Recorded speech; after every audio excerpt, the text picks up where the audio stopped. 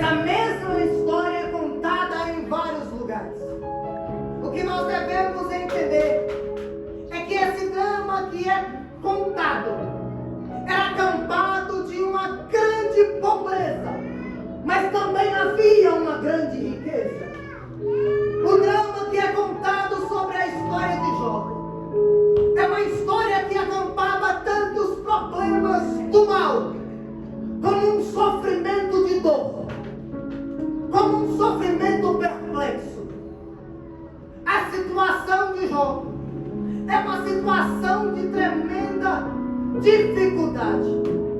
Jó era um homem que morava na terra de Uz. Ele era casado com uma mulher árabe, a qual a Bíblia não conta a história ou o nome dessa mulher, mas ele era casado. Jó, ele estava sobre uma situação de pura prosperidade. Jó, pela situação que era sobre ele, era um homem que tinha 7.000 ovelhas, 3.000 camelos, 500 juntas de boi e 500 ovelhas, sem contar os trabalhadores que trabalhavam para ele. A situação de Jó, ele era considerado um homem justo, íntegro, reto diante dos olhos do Senhor. Ele era um homem fenomenal. Era um homem que não dava justificativas para dizer: aquele ali não ama Deus de jeito nenhum. Esse homem era honesto, amava a Deus sobre todas as coisas. Se você for analisar a biografia de Jó, ele ajudava as pessoas ao seu redor. E ele orava pela sua família. Jó, ele amava o Senhor. Jó temia o Senhor. Mas Jó também orava pela sua família. Aí eu te pergunto, aí o pregador se pergunta, aí os ouvintes se perguntam: mas como Jó, sendo um homem íntegro, reto, diante dos olhos do Senhor, não mostrava nenhuma mácula, não mostrava nenhum defeito, sempre procurava se arrepender dos seus pecados?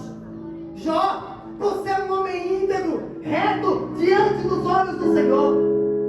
Olha a situação de Jó. Esse homem íntegro, reto, diante da lei de Deus, era honesto na hora que pagava, era honesto com quem trabalhava para ele. Mas agora, esse homem que era tão admirador dos seus negócios, que era um homem admirado por ter as mulheres, as filhas mais belas do campo, agora se encontra no capítulo 3 do livro escrito, um homem falido, vivendo uma vida miserável, uma vida podre, uma vida de tremenda miséria. Jó foi acometido de uma úlcera maligna, desde a planta dos seus pés até o alto da sua cabeça. O corpo de Jó ficou inteiramente coberto de feridas, ao ponto das pessoas olhar para ele e não o reconhecer. Ele ficou cheio de pus, ele ficou uma criatura horrenda, praticamente só a caveira, só pele e osso. Quem conhece as enfermidades sabe, ele ficou dos pés à cabeça, todo ferido. A coceira, quando vinha, pegou as telhas da sua casa, pegou as telhas do galinheiro e começou a coçar as suas feridas, começou a coçar as suas costas, começou a coçar as suas pernas. E quem aqui sabe que essa praga da época, ela não podia ser coçada, porque quanto mais coçava, mais a ferida se abria, mais a ferida era exposta. Jó, no capítulo de número 3 que acabei de ler, para que você entendesse, Jó, ele estava numa tremenda depressão profunda, perdeu as suas propriedades, perdeu os seus filhos, sentiu-se literalmente em pânico, estava tão deprimido que chegou ao ponto de tentar suicídio. Jó, um homem íntegro, reto, diante dos olhos do Senhor, agora é um homem que está na tremenda miséria. Irmão, perceba que Jó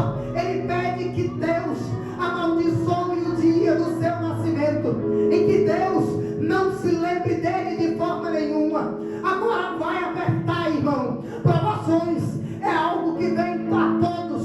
Não interessa se é preto, não interessa se é branco, não interessa se é rico, não interessa se é pobre, não interessa se você é evangelista, não interessa se você é pastor, não interessa se você é membro da igreja, não interessa se você tem carteirinha de membro, não interessa quem você seja no estado social. Provação, ela vem para todos.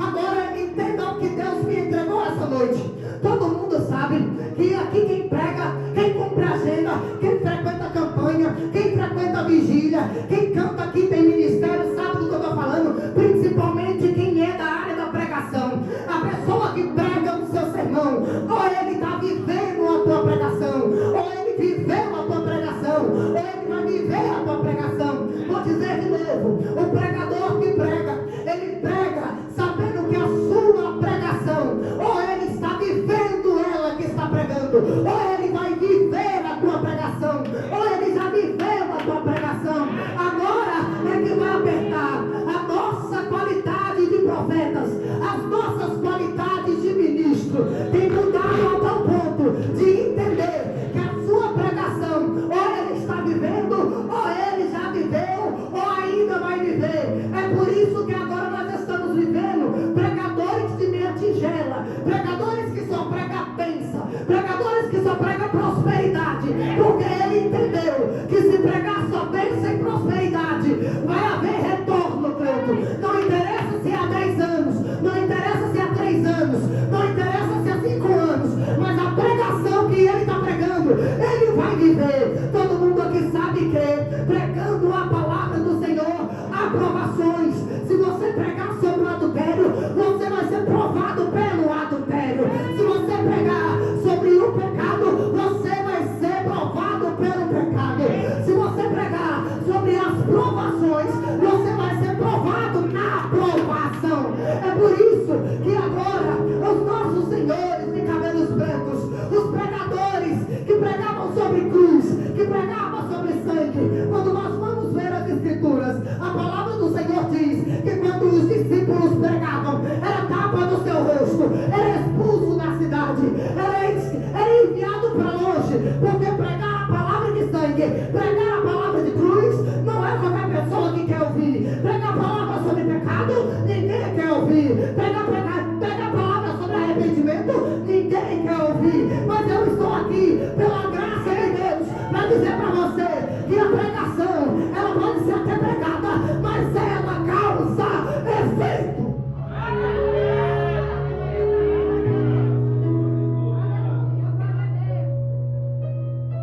Portanto, as provações é que nem as nossas pregações.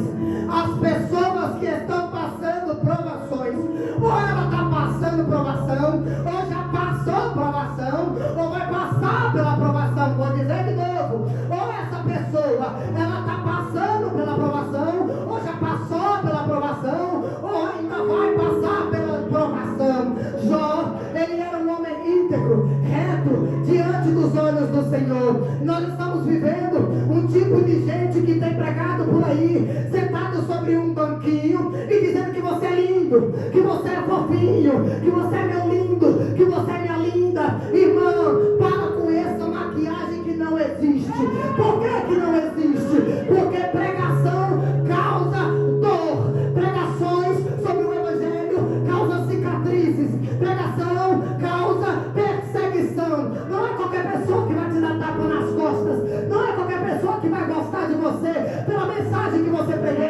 Todos os profetas que pregaram no passado, eles foram expulsos da cidade. Ninguém queria eles por perto. Por quê? Porque eram pregadores de sangue. Pregava sobre a crucificação, pregava sobre Jesus, pregava sobre remissão de pecados, pregava sobre arrependimento. Está chegando o dia, pode não ser hoje, mas está chegando o dia que Deus vai acordar os ministros verdadeiros do evangelho e o mar será transformado.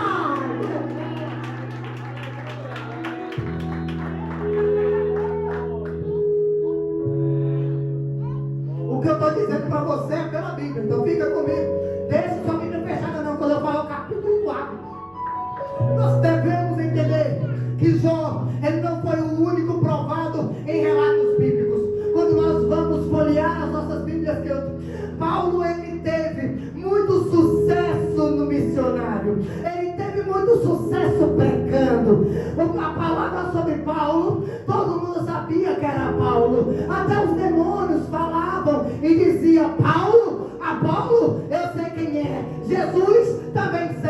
Mas vós, quem sois? Paulo, ele era famoso, irmão. Paulo, ele era alguém firme no evangelho, na palavra, pregava sobre Cristo, pregava sobre cruz, pregava sobre sangue. Mas a situação é que ele passou por muito sofrimento. Em todo lugar que Paulo pregava, Paulo, ele fazia inimigos. Ele foi corrido de muitas cidades, ele foi atacado, ele foi preso, ele foi acusado de ser falso e até sofreu tentativa de assassinato. Vou dizer de novo, para você que não entendeu, está achando que o evangelho é brincadeira, até tentativa de assassinato Paulo teve. Agora, sem contar nas 3 vezes que esse homem chamado Paulo naufragou 3 vezes. Eu disse quantas vezes?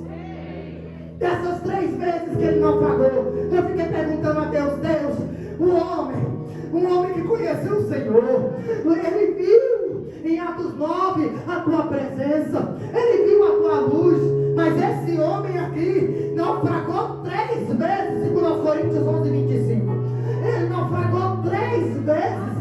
Agora olhe para cá, o barco navegando, o barco quebrou, o barco começou a afundar, irmã Joana, o barco começou a bambear para lá e para cá, e agora Paulo, ele só tem os seus braços para nadar. Eu fico me perguntando, Deus, se ele não tivesse os braços para nadar, ou se ele não tivesse a condição de ter um fôlego primordial para poder ir nadar, ele morria afogado, mas Deus guardou. Eu vou dizer de novo, ele passou por provações, ele passou por dificuldade, mas não quer dizer que passar por dificuldade não quer dizer que Deus não está te guardando, não quer dizer que Deus não está velando por ti, não quer dizer que Deus não é o teu escudo, não quer dizer que Deus não é a tua fortaleza. Deus, ele ainda está guardando você nas tuas tribos.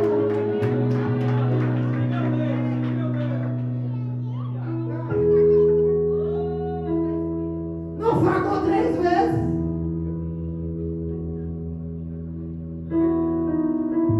E sabe qual é a situação pior? É nós se acostumarmos com mensagens que não existem. Ser cristão é saber que seremos provados no vale. Eu disse aqui antes de começar o meu sermão, o que eu estou pregando aqui para vocês, eu estou vivendo. Porque é uma tribulação da minha alma que você não entende.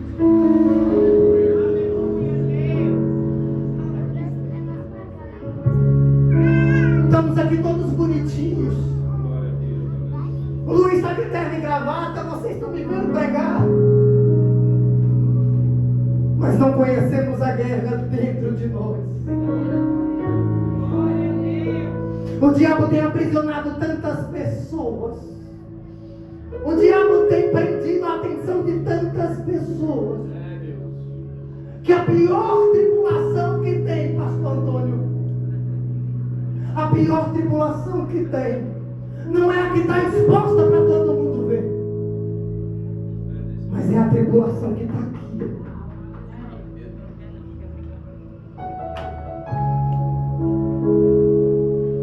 E tem gente aqui que está no vale, mas não fala para ninguém. Tem gente que está aqui, canta, prega, roda, pula, sapateia, pega até fogo. Mas há uma tribulação dentro da alma desse rapaz. E ele vai sair contando para todo mundo? Não. Porque às vezes nós dobramos o joelho dentro do nosso quarto. A tribulação está tanta que quando nós pensamos, Micael, que Deus vai nos responder, você sabe qual é a resposta de Deus para nós?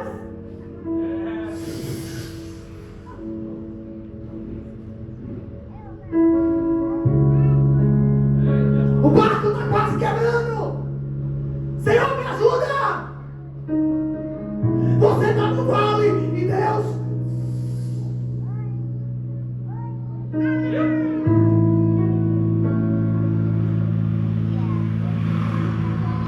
Provações, todo mundo passa.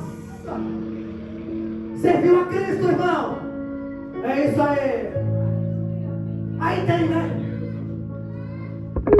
Você tem Jesus, agora não toque em mim, não, que eu corto o demônio no meio. Tchau, tchau.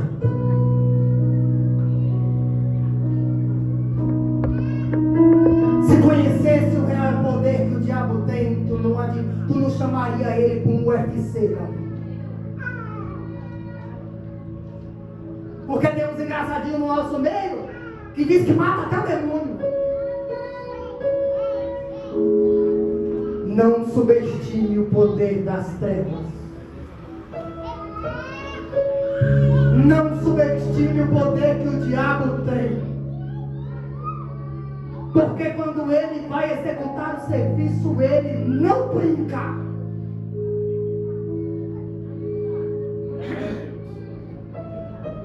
E Luiz, você está falando que ora e Deus não te responde. Pois é, há dias de vale, irmão. Servir a Deus é vale. Servir a Deus tem prova. Servir a Deus tem dificuldade. Mas Deus, Ele dá vitória.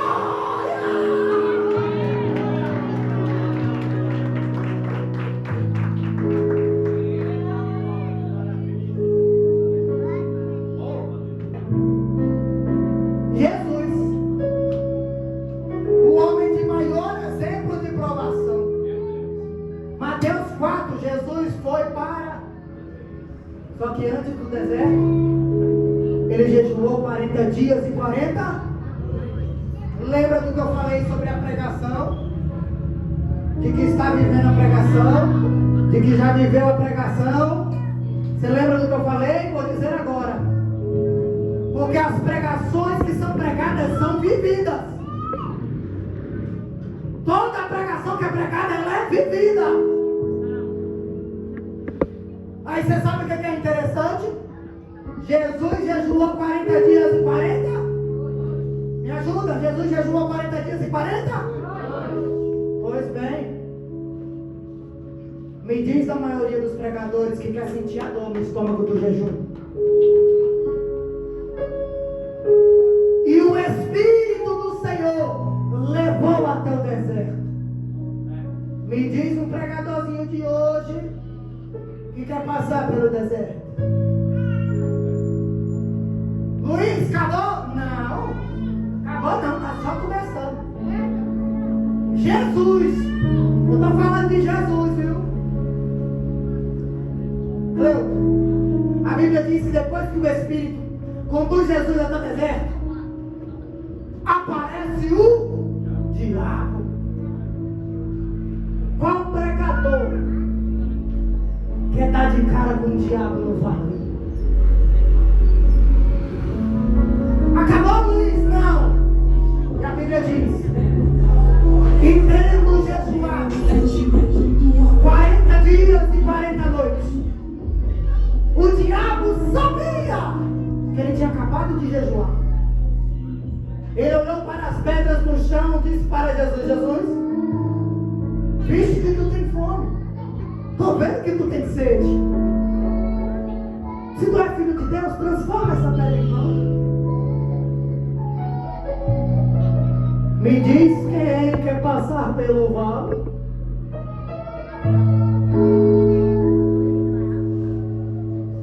Agora é que vai apertar, você quer ver? Aleluia, glória a Deus. Tem pessoas aqui que almejavam o ministério da palavra. Tem pessoas aqui que queriam ser ministro de louvor e ter a oportunidade que você tem. Mas o vale, mas a dificuldade de tentar vencer algo chamado carne, não venceram. E não estou aqui hoje. Porque o vale acabou com ele. Meu Deus. Pregadores que pregaram durante muitos anos, pregaram sobre cruz, pregaram sobre arrependimento, e hoje as suas pregações pelos seus cabelos brancos hoje vivem. Uns estão sozinhos no vale, outros estão aprisionados dentro da sua casa,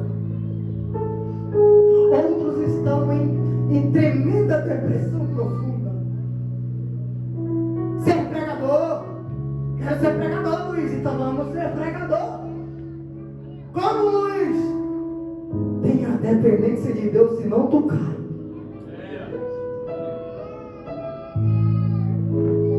Hoje tem gente, tem pessoas que estão pregando tudo sozinho. Eu faço sozinho. Eu faço porque eu tenho técnica.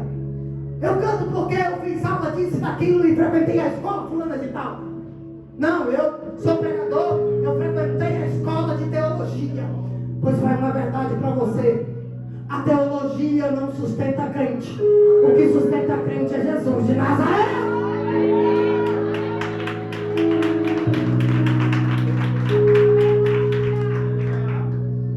Jesus passou agonia.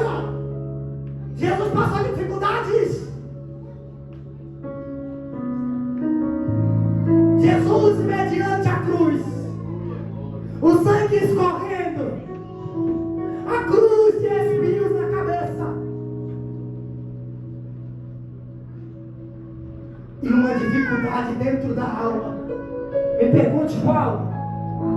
Me pergunte qual? Essa dificuldade da alma é: Pai, por que me desamparaste?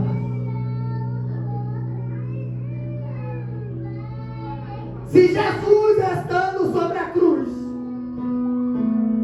até o próprio Pai ficou em silêncio, até o próprio Filho passou pela provação. Tu acha que nós, como cristãos, nós somos miseráveis? Você sabe o que significa miseráveis? Míseres. Vem de misericórdia. Misericórdia. Meu Deus do céu. Míseres. Miserável. Córdia. Carne. Coração. Misericórdia que vai de dentro para fora. E eu posso dizer algo aqui para você, irmão. Talvez você está passando nesse vale. A tua alma está pedindo socorro. Pois assim diz o Senhor para você: eis que o dia de cantar está chegando. Calma.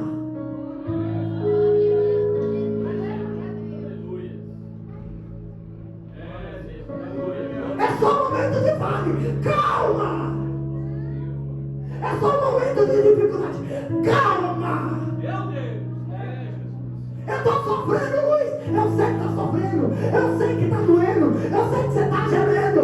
Mas tenha calma.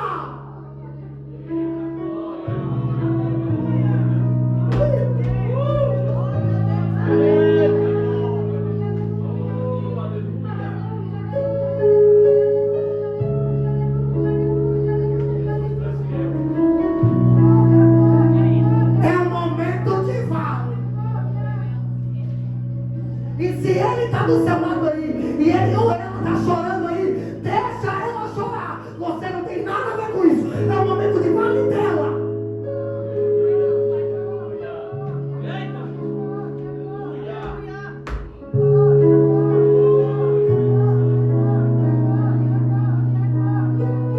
Acabou, Luiz? Não. Ezequiel, capítulo de número 24. Verso de número 15 e 16. Quem me ouve, diga amém. Ezequiel, capítulo de número 24, verso de número 15 e 16. Olha o que diz: veio a mim a palavra do Senhor, dizendo: homem mortal, vou tirar a mulher de você, a mulher do teu encanto. Ela vai morrer de repente, mas não deverás derramar uma lágrima. Não deve mostrar pesar algum. Pode lamentar, mas só em silêncio. Não deixe que haja gemidos à beira da sepultura. Não ande de cabeça destampada, nem descalço. Não aceite oferta nem comida de amigos que possam te trazer um sinal de simpatia. Os profetas passaram pelo vale. E sabe o que eu não entendo? Se você quer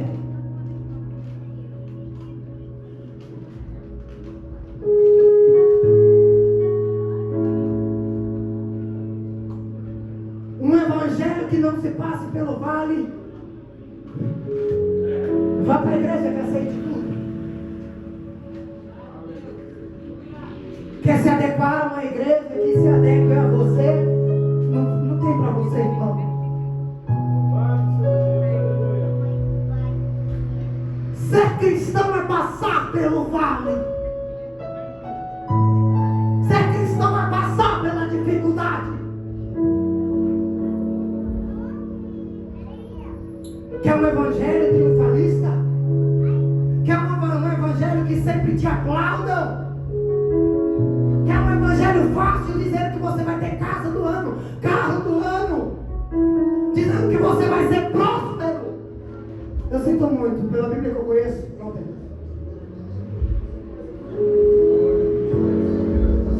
Estavam cantando todo mundo aqui animado, agora acabou o glória a Deus. Porque ser cristão é isso, é vale. Glória a Deus. Glória a Deus. Glória a Deus. Eita, glória.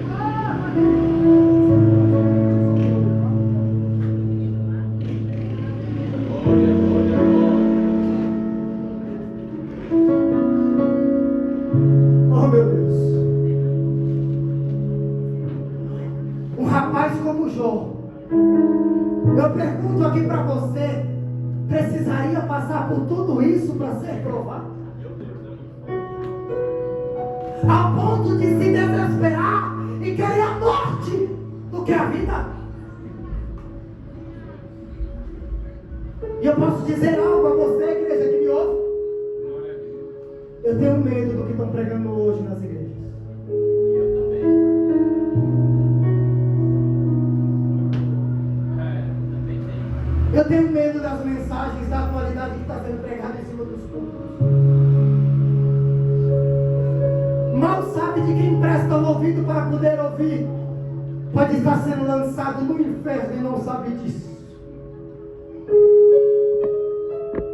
Não existe evangelho de triunfalismo. Não existe evangelho que tudo vai bem. Não existe evangelho que não tem cicatriz. É desse jeito. Não existe evangelho para ser somente adotado por outras pessoas e vai ficar tudo bem. Eu digo para você, aceitou Jesus, vai ter guerra contra a carne, vai ter guerra contra principados, vai ter guerra contra demônio, mas Deus te dará vitória nessa guerra. Deus vai te dar vitória.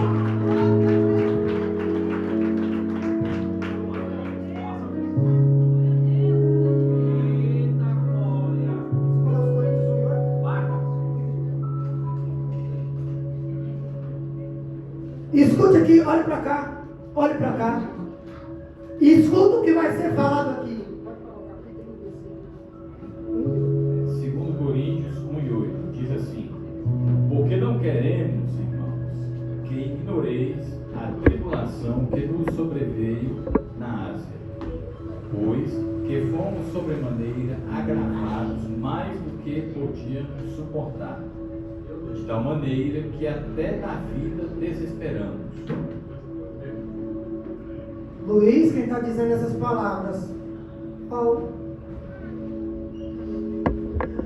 Chegou um momento na vida de Paulo que ele quis arrancar até os cabelos da cabeça. E eu posso dizer qual é o dia que você quer arrancar o cabelo da cabeça? É o dia que o médico olha para você. Teve o feto do seu bebê, pintou até de azul e rosa, azul ou rosa se for menina, mas perdeu o bebê. Você acreditou tanto que ia ter, mas não teve. Sabe qual é o dia que você quer arrancar o cabelo da cabeça? É você estar 100% bem de saúde, mas no dia que você faz os exames, o médico olha para você e diz: eu sinto muito em dizer, mas você está com câncer. Agora ora a Deus para poder livrar você. Momento de vale. Você vai para o teu escritório, Mateus 6, entra no teu quarto, e vai conversar com o advogado. Deus! Por que eu? A vida do ímpio está lavada, está melhor do que a minha. O ímpio tem carro bom para andar. O ímpio, a conta bancária é cheia. Não passa dificuldade. Porque o vale. É porque tu é crente, irmão. E crente suporta vale.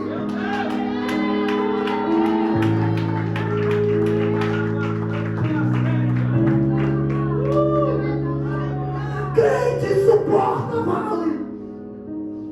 Aí vai perguntar: ah, Senhor, por que crente passa por vale? É para fortificar a tua fé, não em mãos humanas, mas naquele que pode fazer tudo pela tua vida. Você tem que ser forte em Cristo. Você tem que ser firme na fé em Cristo. Você tem que estar em Cristo. Você tem que suportar em Cristo. Suporta, é vale, mas Cristo está lá. Cristo está lá.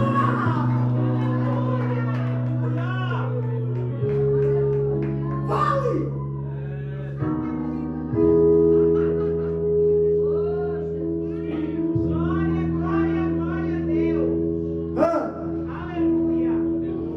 Agora olha para o irmão que está ao seu lado e diga assim: enxuga as lágrimas.